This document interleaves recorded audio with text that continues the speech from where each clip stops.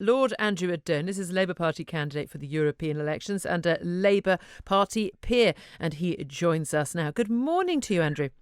Good morning, Julia. You haven't introduced me as Remainer in Chief, which is my normal I title. haven't. Because it's an election period and you're in Purdah. We are in election period, and quite rightly, I'm a very, very big fan of this Ofcom rule where we don't have political bias ahead of elections. We let the candidates speak for themselves, which I think is quite the right thing to do. I'm delighted to be known as the Remainer in Chief because that's what I am. Okay, all right then. Well, that's this election is that Remain comes through democratically after a referendum with an option to remain. Okay, can I ask you then, as the candidate for the Labour Party in one of the regions, what is Labour's Brexit policy today?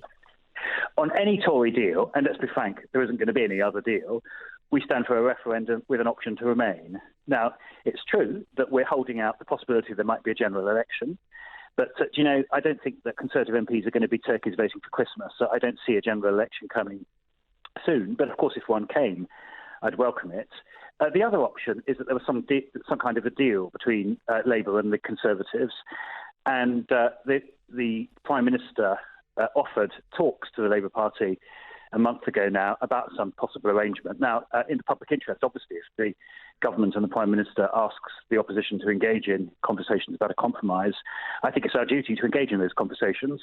But it's also been clear to me that the only compromise that I think is viable, and has been viable all the way through, is an agreement whereby Theresa May's deal, which I think is a terrible deal, 39 billion that we pay to the European Union for less good trade and economic terms than we've got now.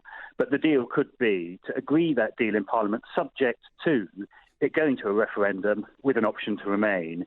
And then I and virtually the entire Labour Party would be campaigning for Remain in that referendum. Well, you say, I still think that could be I think that could still be a compromise, but at the moment Theresa May hasn't been offering it. You say virtually all. Now, even just looking at just in the last few weeks, in terms of senior members of the Labour Party speaking on this issue, Tom Watson, the deputy leader of the party, only yesterday said Labour is a Remain and Reform party. Only recently, Barry Gardner, Shadow International Trade, said Labour was not a Remain party. Now, you yourself only recently said, if you're a Leave voter, don't vote for our party. There's no point. We are a Remain party now.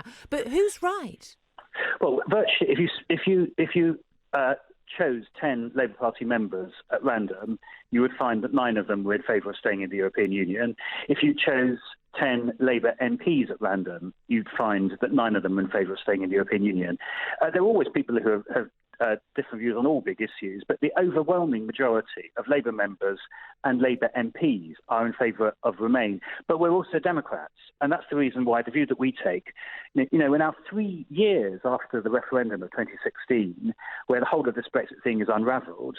The view that we take is that the democratic thing now is to do what Jacob Rees-Mogg himself said that we should do originally, which is to hold a dual referendum, one on the opening of negotiations, which is what happened 3 years ago, to see what terms we could get.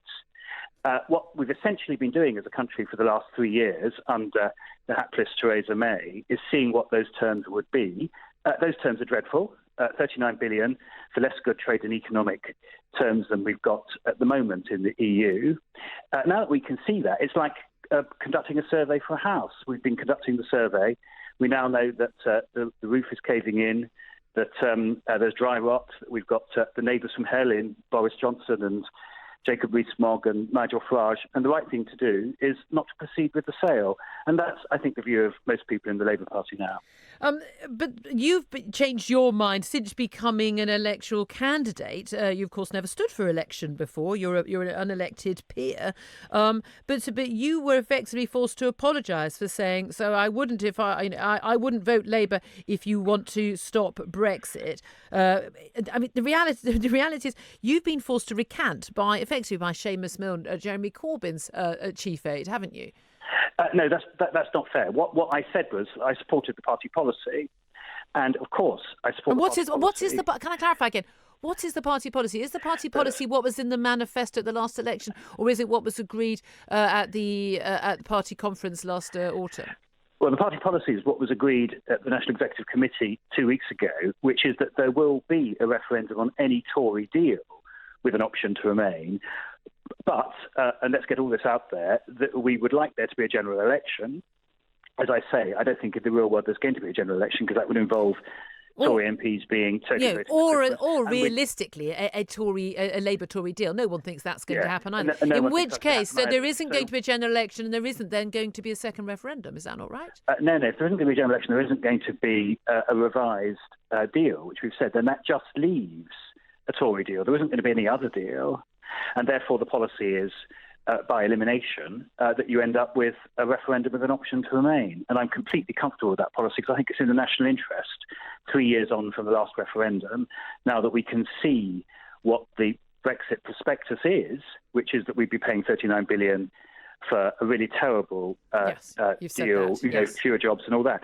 So I think the policy is fine. And I say bring on this second referendum. And what Tom Watson and Keir Starmer and most of my colleagues have been saying is what you will get with Labour, which is a second referendum with an option to remain. And I think, with the polls showing that now more than 60% of the British people, given what the Brexit terms would be, want to stay in the EU, I think we would win that second referendum. Well, again, you've quoted a lot of polls recent weeks in interviews, and you said again that most people want to remain. Again, that's not what the polls are saying, and even the likes of Professor John Curtis has said, look, that is not a fair description of people's views if you give them all the options. Likewise, it's not fair to say that people are mostly in favour of no deal. Again, if you give people all the options, that's not the case. But you've also said, have you not, that the majority, you said yesterday, the great majority of people want a second referendum. Where have you found that in a poll? Repeated polls have shown that the great majority want a second referendum. Repeated polls have shown that. They haven't. And Professor John Curtis has debunked that and said that is simply not the fair reading of the polling. No, it is. They substantially more than half of the electorate, when asked repeatedly, want a second referendum with an option to remain. So if all the options are put in front of them. Well, it is true that people who want Brexit, where you're completely right, Julia, is that people want Brexit are divided. Some of them want Theresa May's deal, and some of them want what's called no deal. And what John says when he talks about all the options being on the table and the picture being more complicated is that the Leave vote does break down into two very different groups, into those who would be prepared to go with some form of soft Brexit, like Theresa May's deal, and those led by Nigel Farage, who just want no deal. That's absolutely true. But what they all show is that once you take account of all of the options, the single most popular option by far is to remain in the EU, and that's what I think we should do. Okay, again, the polling, I have to say, I think, and Pulse has been quite clear about this. This is not my personal opinion. The polling simply does not bear out that statement. Now, you have expressed a lot of criticism of Labour policy when it comes in the past when it comes to the issue of Brexit, but also on the issue of Jeremy Corbyn. Given that the Labour Party didn't do very well in the local elections, when it should have been winning seats at this time in the electoral cycle, it was actually losing seats, nothing like as badly as the Tories, admittedly, but they're already in power. Jeremy Corbyn, of course, could get a bounce if the Labour Party do unexpectedly well, with maybe perhaps a Remain vote going for the Labour Party next Thursday. Would you be comfortable, though, to be supporting a Labour government led by Jeremy Corbyn, given your own criticism in the past about Jeremy Corbyn on his views on Brexit and indeed on the accusations that he is anti-Semitic? We're a united party, and we will go into an election united. We're much more united than the Conservative Party, which at the moment is at sixes and sevens and is just about to eject its leader. I respect Jeremy Corbyn. He's been a bold and courageous leader. He led the party to a big advance at the last general election. And on the big social and economic questions, he speaks to this sense of alienation and real deep concern about austerity, which is gripping the country. Now, that's not to say that I agree with him on everything. He doesn't agree with me on everything. But then you'll never find two people in politics who agree on everything. But is the Labour family, the Labour coalition, are we broadly united on fighting Brexit and broadly united on wanting a progressive social democratic Labour government?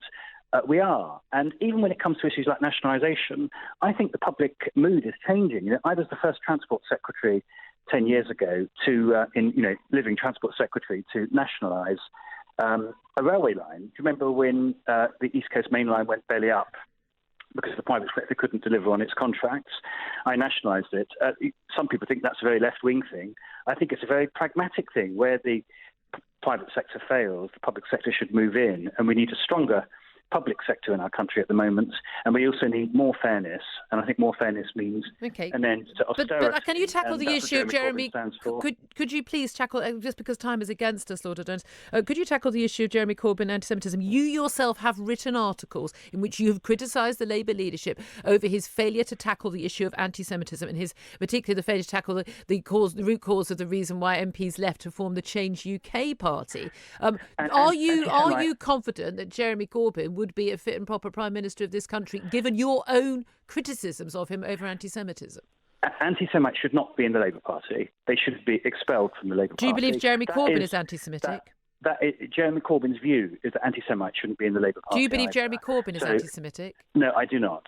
No, I do believe that we need to be. We cannot be too robust in tackling anti-Semitism, and I don't believe that the Labour Party machine has done a good enough job in the last year in eradicating anti-Semitism, and it's been too slow in dealing with complaints and, to be blunt, too accommodating in some of the excuses that have been made for unacceptable behaviour. But Jeremy has said that anti-Semites should be leaving the Labour Party, that we are not going to delay on this, and I believe him, and that's what we will do. Lord Andrew Adonis, a Labour Party candidate for the European elections, Labour Party peer, thank you very much indeed. Now, Lord Adonis is standing for the South West region for Labour. Also standing in the South West region are representatives from Change UK, the Conservatives, the Brexit Party, the Green Party, the Liberal Democrats, UKIP and the following independents: Larch Maxey, Mathia Rahman and Neville Seed. For a full list of every candidate and every party standing in the European elections, just visit talkradio.co.uk.